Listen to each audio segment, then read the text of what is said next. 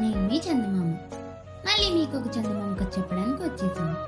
ఈరోజు మనం చెప్పుకునే ఆ చందమామ కథ పేరేంటంటే బ్రహ్మముడి. పూర్వం కాశీ నగరంలో రాజపాలుడనే యువకుడు ఒకడు ఉండేవాడు. అతనికి పసితనంలోనే తల్లిదండ్రులు పోయారు. అతను ఉన్నతోద్యోగుల సహకారంతో శ్రద్ధగా చదువుకొని దివాణంలో ఒక ఉద్యోగం కూడా సంపాదించాడు. ఉద్యోగం వచ్చాక రాజపాలుడికి పెళ్లి మీద బుద్ధి మండింది. తల్లిదండ్రులు ఉన్నట్టయితే అతనికి అది వరకే పెళ్ళై ఉండేది. ఈ పాటికి భార్య కాపురానికి వచ్చి సంసారం ఏర్పాటై ఉండేది. భార్య లేని కారణం చేత అతను ఇంకా సత్రంలో భోజనము, మఠంలో నిద్ర అన్నట్లుగా జీవితం గడపవలసి వచ్చింది. ఇతరుల సహాయం లేకుండా పెళ్లాడటం సాధ్యం కాదని తెలుసుకొని రాజపాలుడు తన మిత్రుడొకడితో తన మనసులో ఉన్న మాట చెప్పుకున్నాడు. ఫలానా న్యాయాధికారికి ఒక పెళ్లి కావలసిన కూతురుంది. అన్ని విధాలా నీకు తగిన పిల్ల. ఇవాళ రాత్రే నేను వారికి నీ విషయం చెప్పి శతవిధాలా వారిని ఒప్పిస్తాను. రేపు అరుణోదయపు వేళకు మణికర్ణికా ఘట్టం వద్ద మెట్ల మీద మనం కలుసుకుందాం. నీవు అక్కడికి రా. నా ప్రయత్నం ఏమైనది నీకు చెప్తాను అన్నాడు మిత్రుడు. ఆ రాత్రి రాజపాలుడికి కన్నుమూత పడలేదు. 4వ జాము ఆరంభంలోనే అతను బయటకు చూసి అప్పుడే తెల్లవారైపోయిందనుకొని గబగబా మణికర్ణికా ఘట్టానికి బయలుదేరాడు. అతను ఉదయకాంతి అనుకున్నది వెన్నెల. మణికర్ణికా ఘట్టం నిర్జనంగా ఉన్నది. రాజపాలుడు తన స్నేహితుడి కోసం చాలాసేపు వేచి ఉండవలసి వస్తుందనుకుంటుండగా దూరాన మెట్ల మీద ఎవరో కూర్చొని ఉండటం కనపడింది. ఆ మనిషితో కబుర్లు చెబుతూ కాసేపు కాలక్షేపం చేయవచ్చు కదా అని రాజపాలుడు ఆయనను సమీపించాడు. మెట్ల మీద కూర్చుని ఉన్నవాడు వృద్ధుడు. ఆయన వెన్నెల కాంతిలో పత్రాలపైన ఏదో దీక్షగా రాస్తున్నాడు. రాజపాలుడు ఆ వృద్ధుడి వెనక తొంగి చూశాడు. కానీ వృద్ధుడు రాస్తున్న లిపి చాలా వింతగా ఉన్నది. తాతగారు, నేను అనేక లిపులు ఎరుగుదును. మీరు రాస్తున్న లిపి ఏమిటో నాకేమాత్రం బోధపడలేదు అన్నాడు అతను వృద్ధుడితో.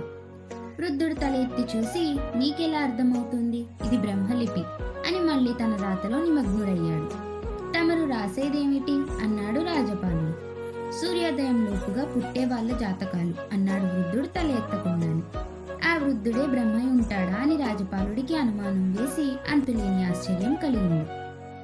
కొంతసేపటికి వృద్ధుడు రాయటం పూర్తి చేసి పత్రాలు కట్టగట్టి ఒక పక్క పెట్టి రెండో పక్క నుంచి ఒక సంచి తీసి అందులో నుంచి ఎర్ర పోగులు, తెల్ల పోగులు తీసి వాటికి ముడులు వేయనారంభించాడు.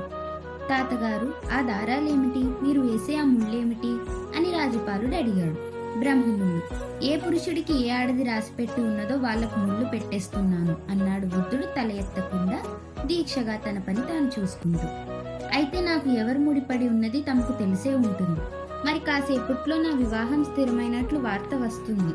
నా మిత్రుడి కోసం ఎదురు చూస్తున్నాను అన్నాడు రాజపాలుడు ఎంతో ఉత్సాహంగా. వృద్ధుడు తల ఎత్తి అతనికేసి చూసి, నీ పెళ్లి ఇంతలో జరగదు. నీకు కాబోయే భార్య ఇప్పుడు ఇంకా 3 ఏళ్ల పిల్ల.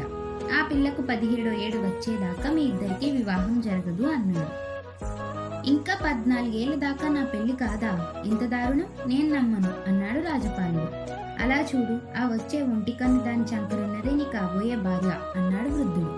రాజపాలుడు గబగబా మెట్లెక్కి వచ్చి ముసల్దాన్ని సమీపించాడు. ఈ ముసల్దానికి ఒక కన్ను గుడ్డి, కుళ్ళు గుడ్డలు కట్టుకొని ఉన్నది. అది పిల్లని పై మెట్టు పైన మెల్లగా కూర్చోబెట్టి గంగలో స్నానం చేయడానికి గబగబా మెట్లు దిగి వెళ్ళింది. ఆ పిల్లకు 3 ఏళ్ల వయసే ఉంటుంది. ఆ పిల్ల ఒంటికన్ను ముసల్దాని కూతురై ఉంటుంది. ఆ పిల్ల తనకు భార్య అవుతుందంటే రాజపాలుడికి భరించరాని రోత కలిగింది. వృద్ధుడి కోసం చూస్తే ఎక్కడా కనబడలేదు. ఆ వృద్ధుడి మాటలు నమ్మాలో నమ్మరాదో రాజపాలుడు ఆ క్షణంలో నిర్ణయించుకోలేకపోయాడు. ఆ పిల్లను చంపేస్తే గాని అతనికి మనసు స్థిమితపడేటట్లు లేదు. అతను తన మిత్రుడి కోసం ఇంకా వేచి ఉండదలచలేదు. అతను తలపెట్టిన పని నెరవేరి ఉంటే అతడు తనను కలుసుకునేవాడే. పని జరిగి ఉండదు. అలా అనుకొని రాజపాలుడు ఊళ్ళోకి బయలుదేరాడు. కొద్ది దూరం వెళ్లేసరికి అతనికి తెలిసిన దివాణం నౌకరుడొకడు కనిపించాడు. రాజపాలుడు వాణ్ణి దగ్గరికి పిలిచి, ఒరే, చిన్నపిల్ల రూపంలో ఒక పిశాచి ఉన్నది. ఇప్పుడే వెళ్ళి నువ్వు దాన్ని కత్తితో పొడిచి చంపావంటే నీకు 10 వరాహాలు బహుమానం ఇస్తాను. ఏమంటావు అన్నాడు. పిశాచిని చంపాల్సిందే. అది ఎక్కడున్నదో చూపించండి, ఇప్పుడే చంపేస్తాను అన్నాడు నౌకరు.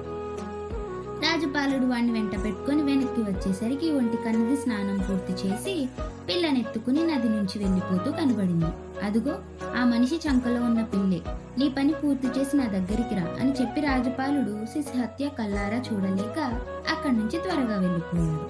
నౌకరు ముసల్దాన్ని కలుసుకొని దాని వెనుకనే నడుస్తూ చల్లగా కత్తి పైకి తీసి పిల్లను పడవబోయే సమయానికి ముసల్దాని చంకలో ఉన్న పిల్ల దైవకంగా వాడికేసి పెద్ద కళ్ళతో చూసింది. ఆ కళ్ళు చూస్తే నౌకరుకు ఆమె మామూలు పిల్లే అనిపించింది. ఆ పిల్లను హత్య చేయటానికి వాడికి చేతులాడక ఎత్తని కత్తితో పిల్ల కనుబొమ్మ మీదుగా చిన్న ఘాటు పెట్టి కాలి సత్తువ కొద్దీ అక్కడి నుంచి పారిపోయాడు. వాడు తర్వాత రాజుపాలుడి వద్దకు వెళ్లి పిశాచిని చంపానని చెప్పి తన బహుమానం తాను పుచ్చుకొని వెళ్లిపోయాడు. రాజపాలుడు శిశుహత్య చేయించినందుకు బాగానే పశ్చాత్తాపడ్డాడు, కానీ తన కాలగా పిల్ల భార్య కాకుండా తప్పిపోయినందుకు చాలా సంతోషించాడు. అతను పెళ్లాడటానికి ఎన్నో ప్రయత్నాలు చేశాడు, కానీ ఒక్కటి కలిసి రాలేదు. ఏళ్లు దొర్లిపోయాయి. రాజపాలుడు ఉద్యోగంలో కూడా పైకి వచ్చాడు. 14 ఏళ్లు గడిచాయి. రాజపాలుడి పైన ఒక కొత్త న్యాయాధికారి వచ్చాడు. పనిలో రాజపాలుడి సమర్థత, నిజాయితీ చూసి ఆయన చాలా సంతోషించి అతనికి ఇంత వయసు వచ్చినా ఇంకా పెళ్లి కాలేదే అని ఆశ్చర్యపోయాడు. పెళ్లి చేసుకుందామని ఎంతో కాలంగా చూస్తున్నాను, అయినా ఒక్క ప్రయత్నము కలిసి రాలేదు అన్నాడు రాజపాలుడు విచారంతో. నాకు పెళ్ళీడు కూతురున్నది, చాలా అందగత్తి, బాగా చదువుకున్నది, పని పాటలో సమర్థురాలు, ఆమెను చేసుకో అన్నాడు అధికారి. రాజపాలుడు సంతోషంగా ఒప్పుకున్నాడు. అధికారి కుమార్తెను అతనికిచ్చి పెళ్లి చేశాడు. ఒంటి నిండా రత్నాభరణాలు దిగవేసుకుని పెళ్లి కూతురు అపరమోహినిలాగుంది. ఆమె కాపురానికి వచ్చాక రాజపాలుడికి జీవితం స్వర్గతుల్యంగా అయ్యింది. అయితే తన భార్య తన చుట్టూను నుదిటిలో కుడి భాగం కప్పుకునేలాగా దువ్వుకొని అక్కడ ఒక ఆభరణం అమర్చుతూ ఉంటుంది. మిగిలిన నగలన్నీ పెట్టెలో దాచినప్పుడు కూడా ఆమె ఆ ఆభరణాన్ని తీయదు. దీని గురించి రాజుపాలుడు ఒకసారి ప్రశ్నిస్తే ఆమె, నేను 3 ఏళ్ల దాన్నై ఉండగా ఒక దుర్మార్గుడు నన్ను కత్తితో పొడిచి చంపాలని ప్రయత్నించి నుదుటి మీద చిన్న ఘాటు పెట్టి పారిపోయాడు. ఆ మచ్చ వికారంగా ఉంటుందని జుట్టు ఇలా దూకుంటున్నాను అన్నది. రాజపాలుడు నిర్ఘాంతపోయి, అయితే ఆ రోజు నిన్ను నది దగ్గరకు ఎత్తుకు వచ్చిన వంటికంటిది మీ అమ్మ కాదా అని అడిగాడు.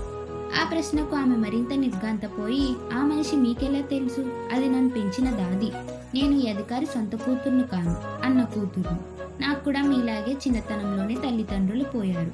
ఆ ఒంటికంటి దాదియే నన్ను పెంచింది. మా పినతండ్రి నన్ను పెంపుడు చేసుకున్నాడు అని చెప్పింది. రాజపాలుడు ఏమీ దాచకుండా తన భార్యతో జరిగిందంతా చెప్పాడు. ఆమె అతని దుస్సంకల్పాన్ని గురించి ఆగ్రహించక, అయితే మీరానాడు మణికర్ణిక ఘట్టంలో చూసినది నిజంగా బ్రహ్మదేవుడే అయి ఉంటాడు అన్నది. అలా కథ కంచికి మనమింటికి.